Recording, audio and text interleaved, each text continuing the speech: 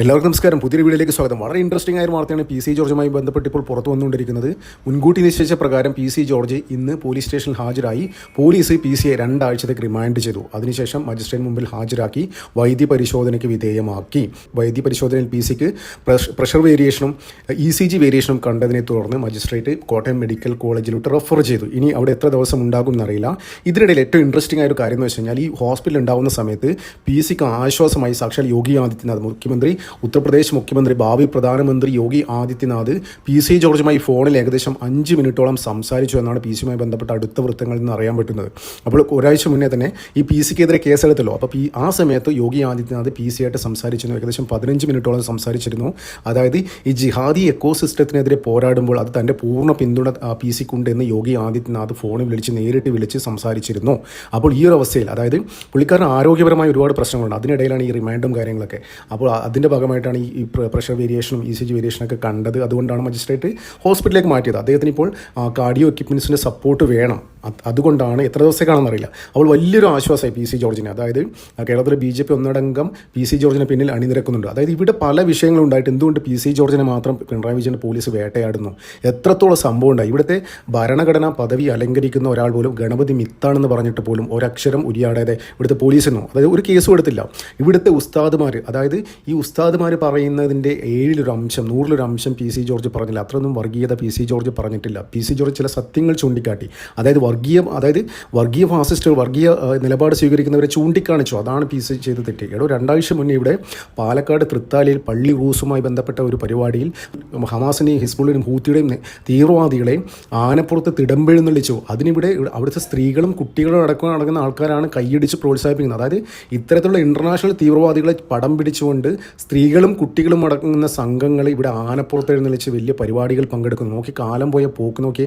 അതും ഇത് കേരളത്തിൽ ഈ വാർത്തയുണ്ടല്ലോ, ഈ വാർത്ത എല്ലാ ലോകം മൊത്തം ചർച്ച ചെയ്തു. പ്രത്യേകിച്ച് ഇസ്രായേലും അറബ് രാജ്യങ്ങളൊക്കെ ഈ വാർത്ത ചർച്ച ചെയ്തു. അപ്പോൾ അതിൻ്റെ അടിസ്ഥാനത്തിൽ ഇന്ത്യക്കാർ മൊത്തം ഹമാസിൻ്റെ സപ്പോർട്ടാകുന്ന രീതിയിലുള്ള ഒരു ഗ്ലോബൽ ഡാമേജ് ഇന്ത്യക്ക് പോലും ഉണ്ടാകുന്ന തരത്തിലേക്ക് കാര്യങ്ങൾ പോവുകയാണ്. കാരണം എന്ന് വെച്ച് കഴിഞ്ഞാൽ പല രാജ്യങ്ങളും ഇപ്പോൾ ഹമാസിനെയും ഹിസ്ബുള്ളയും ഹൂത്തിയൊക്കെ സപ്പോർട്ട് ചെയ്യുന്ന ആൾക്കാരെ അവർ രാജ്യത്തേക്ക് പ്രവേശിപ്പിക്കുന്നില്ല. അത്തരം സപ്പോർട്ട് ചെയ്യുന്ന ആൾക്കാരെ തന്നെ അവിടെ ലൈഫ് ടൈം ബാൻ അടിച്ച് അവിടുന്ന് രാജ്യത്ത് നിന്ന് ഡീപ്പോർട്ട് ചെയ്യുന്നു. അവിടെ സ്വന്തം രാജ്യത്തേക്ക് ഡീപ്പോർട്ട് ചെയ്യുകയാണ്. നമ്മൾ കണ്ടില്ലേ, ഡൊണാൾഡ് ട്രംപ് അഡ്മിനിസ്ട്രേഷൻ വന്ന ഉടനെ തന്നെ എന്താ ചെയ്തത്?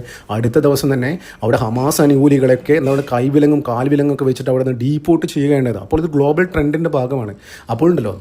അപ്പോൾ ഇത്തരത്തിൽ കേരളത്തിൽ നടക്കുമ്പോൾ അത് ഇന്ത്യക്ക് തന്നെ ഡാമേജ് ഉണ്ടാകാനുള്ള സാധ്യതയുണ്ട്. അത് തന്നെയാണ് ഇസ്രായേലിലെ മാധ്യമങ്ങൾ അടക്കം ഈ പി സി ജോർജിൻ്റെ വിഷയം ചർച്ച ചെയ്തത്. അതായത് പി സി ജോർജിൻ്റെ വിഷയം അടക്കം ചർച്ച ചെയ്യാൻ കാരണം ഈ ഹമാസിനെ പിന്തുണക്കുന്ന അത്തരം ആൾക്കാർ ഇന്ത്യയിലുണ്ട് എന്ന ഒരു പ്രതീതി അവിടെ സൃഷ്ടിച്ചു. അതായത് ഈ വീഡിയോ ഒക്കെ അവിടെ വൈറലായി. ഇസ്രായേലിലൊക്കെ ഈ വീഡിയോ ഭയങ്കര വൈറലായി. അപ്പോൾ അതിന് ബേസ് കൊണ്ടാണ് അവിടുത്തെ മാധ്യമങ്ങളൊക്കെ ചർച്ച ചെയ്തത്. അപ്പോൾ ഇവർക്കെതിരെ സംസാരിക്കുന്ന പി സി ജോർജിൻ്റെ പേരെടുത്ത് പരാമർശിച്ച് കൊണ്ട് തന്നെയായിരുന്നു ഇസ്രായേലി മാധ്യമങ്ങൾ കഴിഞ്ഞ ദിവസം ചർച്ച ചെയ്യുന്നത്. കേരളത്തിലെ പല മാധ്യമങ്ങളും അത് റിപ്പോർട്ട് ചെയ്തിട്ടുണ്ടായിരുന്നു. അതായത് മുഖ്യധാര മാധ്യമങ്ങളല്ല, ചില യൂട്യൂബ് ചാനൽ അങ്ങനെയുള്ള കാര്യങ്ങളൊക്കെ, അങ്ങനെയുള്ള ചാനലുകളൊക്കെ ഈ വാർത്ത റിപ്പോർട്ട് ചെയ്തിട്ടുണ്ടായിരുന്നു. അപ്പോൾ ഇപ്പം ഗൾഫ്, UAE, സൗദി എന്നീ രാജ്യങ്ങളിൽ നിന്ന് വരുന്ന റിപ്പോർട്ട് പ്രകാരം, അതായത് ഹമാസിനെ സപ്പോർട്ട് ചെയ്യുന്ന ആൾക്കാർക്ക് അവർ വിസ പോലും ഇനി ഫ്യൂച്ചറിൽ കൊടുക്കുന്നില്ലാത്ത തരത്തിൽ പോവുകയാണ്. അപ്പോൾ ഇത്തരത്തിലുള്ള ആൾക്കാർക്കെതിരെ പ്രതികരിച്ചതിനാണ് പി സി ജോർജ് എന്താ പറയുക, ഈ ജയിൽ വാസം അനുഭവിക്കുന്നത്. ഇതിലും കൂടുതൽ, ഇതിലും വൃത്തിയട്ട കാര്യങ്ങൾ, ഇതിലും വലിയ വർഗീയ പരാമർശങ്ങൾ നടത്തിയ ആൾക്കാർ സുഖമായി പുറത്തിറങ്ങി നടക്കുന്നു. പോലീസിന് ഒരു പ്രശ്നമില്ല, കേരളത്തിലെ ഗവൺമെൻറ്റിന് ഒരു പ്രശ്നമില്ല.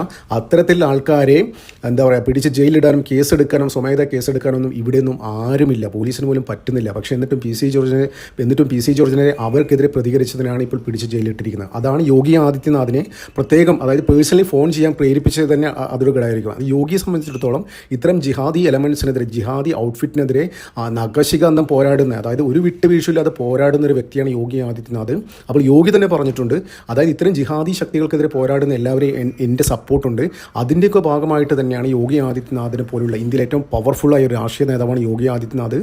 അതായത് നരേന്ദ്രമോദി കഴിഞ്ഞാൽ ഇന്ത്യയിലെ ഏറ്റവും പവർഫുൾ ലീഡറാണ് യോഗി ആദിത്യനാഥ്. ഒരു തരത്തിൽ നോക്കുകയാണെങ്കിൽ സാക്ഷാൽ അമിത്ഷായ്ക്കായിട്ടും പവർഫുൾ ആയിരിക്കുകയാണ് യോഗി ആദിത്യനാഥ്. അങ്ങനത്തെ ഒരു സിറ്റുവേഷനാണ് ഇപ്പോൾ ഇന്ത്യയിലുള്ളത്. അപ്പോൾ അത്തരത്തിലുള്ള ഏറ്റവും ഇത്രയും പവർഫുള്ളായ ഒരു രാഷ്ട്രീയ നേതാവാണ് സാക്ഷാൽ PC ജോർജിനെ തന്നെ നേരിട്ട് ഫോണിൽ വിളിച്ച് സംസാരിച്ചത്. അത് വലിയൊരു ഊർജ്ജം പകരും PC ജോർജിന്. അതായത് ഭാവിയിലും ഇത്തരം ജിഹാദി എലമെൻസിനെതിരെ പോരാടാൻ വേണ്ടി വലിയൊരു ഊർജ്ജം നൽകും. അപ്പോൾ ഇതിൽ നിന്ന് മനസ്സിലാവുന്ന എന്താണെന്നറിയോ, യോഗിയുടെ കണ്ണ് എപ്പോഴും ഒരു കേരളത്തിലോട്ട് ഉണ്ട് എന്ന് തന്നെയാണ്. അതായത് കുറേ സംസ്ഥാനങ്ങൾ ഇപ്പോൾ നടന്ന കുറേ സംസ്ഥാനങ്ങൾ തിരഞ്ഞെടുപ്പ് നടന്നപ്പോൾ, പ്രത്യേകിച്ച് മഹാരാഷ്ട്ര, ഡൽഹി എന്നീ തിരഞ്ഞെടുപ്പുകളൊക്കെ നേരിട്ട് നയിച്ച, അതായത് BJP നേരിട്ട് നയിച്ച ഒരാളാണ് യോഗി ആദിത്യനാഥ്. അങ്ങനെ നോക്കുകയാണെങ്കിൽ യോഗിയുടെ ഒരു കണ്ണ് കേരളത്തിലോട്ടുണ്ട്. അപ്പോൾ നമുക്ക് ഇതിൽ നിന്ന് മനസ്സിലാക്കാൻ പറ്റുന്ന എന്താണെന്ന് വെച്ച് കഴിഞ്ഞാൽ, വരുന്ന 2026 നടക്കുന്ന തിരഞ്ഞെടുപ്പിൻ്റെ എന്താ പറയുക എല്ലാ ചുമതലകളും യോഗി ആദിത്യനാഥ് ഏറ്റെടുക്കാൻ പോകുകയാണോ എന്നുള്ളൊരു സംശയം പോലും ജനിപ്പിക്കുന്നുണ്ട്. അങ്ങനെയാണ് കളി മാറും. ഇപ്പോൾ തന്നെ ശശി തരൂരിൻ്റെ വിഷയത്തിലൊക്കെ കോൺഗ്രസ് ആകെ പെട്ടിരിക്കുകയാണ്. അപ്പോൾ ശശി തരൂർ അവിടെ പാർട്ടി മാറി ഇപ്പം CPM-ലോ BJP-ലോട്ടോ പോവുകയാണെങ്കിൽ കേരളത്തിലെ രാഷ്ട്രീയ ചിത്രം തന്നെ മാറും. ഇപ്പോൾ തന്നെ UDF വിചാരിക്കുന്നത് വെച്ചാൽ എങ്ങനെയെങ്കിലും ഇവിടെ ഭരണത്തിൽ വരാമെന്നാണ് വിചാരിക്കുന്നത്. അപ്പോൾ അതിനുവേണ്ടി അവർ ഈ ജിഹാദി എലമെൻസിനെ മാക്സിമം പ്രീണിപ്പിച്ചുകൊണ്ടിരിക്കുകയാണ്. അതിൻ്റെ ഭാഗമായിട്ടാണ് ഈ മുസ്ലിം ലീഗ് PC ജോർജിനെതിരെ കേസെടുത്തിരിക്കുന്നത്. അപ്പോൾ പിണറായി വിജയൻ മറ്റൊരു വശത്ത്, കോൺഗ്രസും അവരുടെ ടീമും മറ്റൊരു വശത്ത്, അതായത് മാക്സിമം എങ്ങനെയെങ്കിലും ഇവരെ പ്രീണിപ്പെടുത്തി ആരാണ് കൂടുതൽ പ്രീണിപ്പിക്കുന്നത് അവർക്ക് വോട്ട് കിട്ടും എന്നുള്ള രീതിയിലാണ് രണ്ട് സൈഡും പോകുന്നത്. അപ്പോൾ ഒരു സൈഡ് പിണറായി വിജയൻ്റെ പോലീസും ഗവൺമെൻറ്റും ഒക്കെ PC ജോർജിനെ കേസെടുക്കാൻ പുറകെ നടക്കുന്നു.